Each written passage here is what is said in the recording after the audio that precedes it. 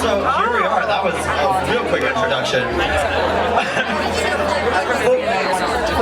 Before I start bullying these ladies, it's only fair that I make fun of myself. Hi, my name is Carly Unitedclyde, and I smell like the inside of a barn holding in a fart. And welcome to the roast of Aurora Thunder. Oh my God! Everyone, I did a Cleveland no-no. I mixed up Anadonia Delight and Aurora Thunder. Here's your dollar for every dollar that you get when you get mixed up. Have your people call my people. I need to file that as a charitable tax write-off. I've been working on it. I can finally tell them apart now. You see, Anadonia Delight is not nearly as talented, and Aurora Thunder is not nearly as booked.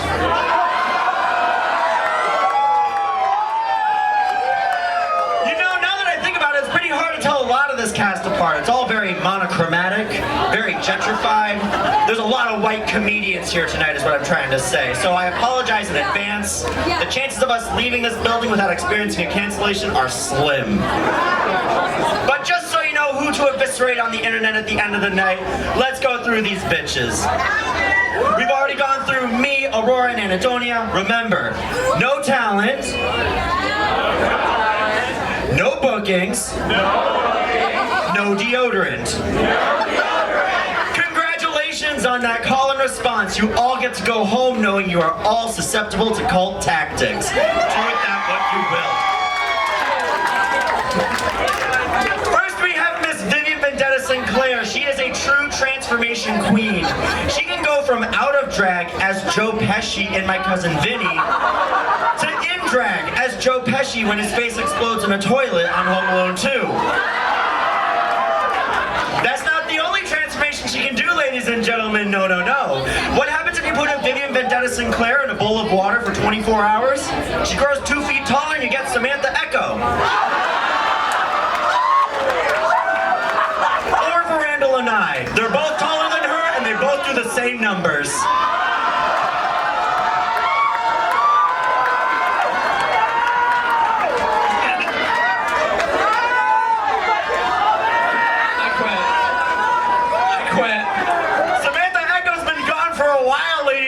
It's great to have you back, girl. You know, she's been working as a chef on a boat. And I know what a lot of you are thinking.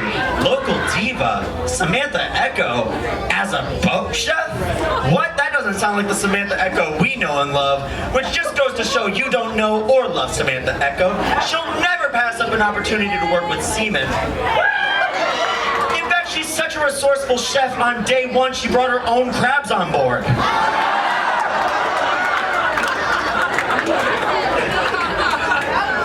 Let's see, who else do we have here? Oh, we have Miss Pineapple Honeydew. You know, I'm surprised that so many comedians up here are making jokes that pineapple makes things taste better, because Pineapple Honeydew has terrible taste. I mean, girl, stand up real quick. You look like a Victorian baby doll that got lost at Claw.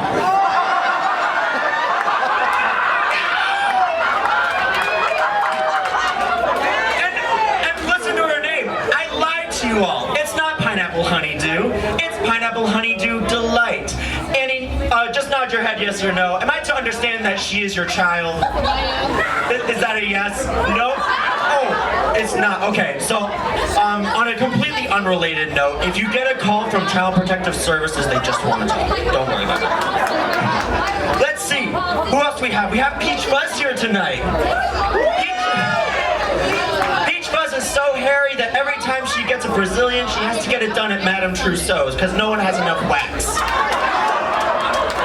Peach Fuzz is so hairy that she got a cease and desist from the Department of Agriculture when she tried to name herself Nectarine. Some of you might be thinking, that joke sounds familiar, and you're right. I used it on a roast that previously featured Peach Fuzz.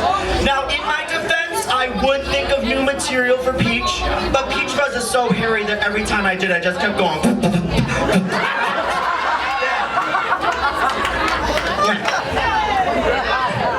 Next, we have Miss Malibu Peru. I was in a show with Malibu recently, and I asked her, hey, can we remind the people in the audience to register to vote? Because we've got some crazy people running in this election. And she said, listen, I want to avoid drama, so please, let's not bring up politics at the show. And you know what? I find that admirable. I find that to be character growth, considering the fact that in 2016, she introduced me as the tap dancing Nazi.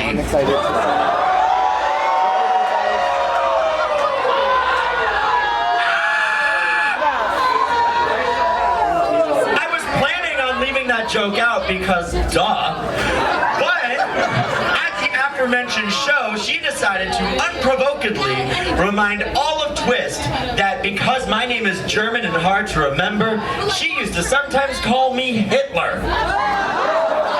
So I feel like she'll be okay with this. It went a little something like this. All right, everybody, are you ready for your next entertainer? She's so funny. She's so great. You know, I used to call her Hitler when I couldn't remember her name. Give it up for United Carly's of Benetton. Next we have Miss Omega. As we all know, she used to be called Omega Thunder, but before tonight, I just thought she lost the name Thunder because she wasn't able to thunderclap back. And speaking of the previous roast I was in with Omega, she would always clutch her pearls and say, my mom is here. So I just have a question for the audience. Where's Omega's mom? You see, because I know she should be here tonight because I messaged the group chat saying, hey, Omega, is your mom going to be at the show? And she said yes. And that was a terrible thing to tell me. Here's a little advice from an alpha to an Omega.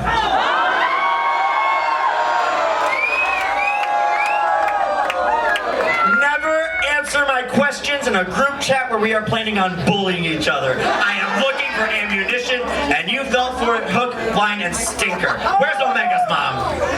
Omega's mom. Okay. There you are. Hi. Okay. I just want to be sensitive to yours and Omega's feelings. Do I have your permission to make fun of your child? Thank you. You are so sweet. Omega, you're a fucking cunt.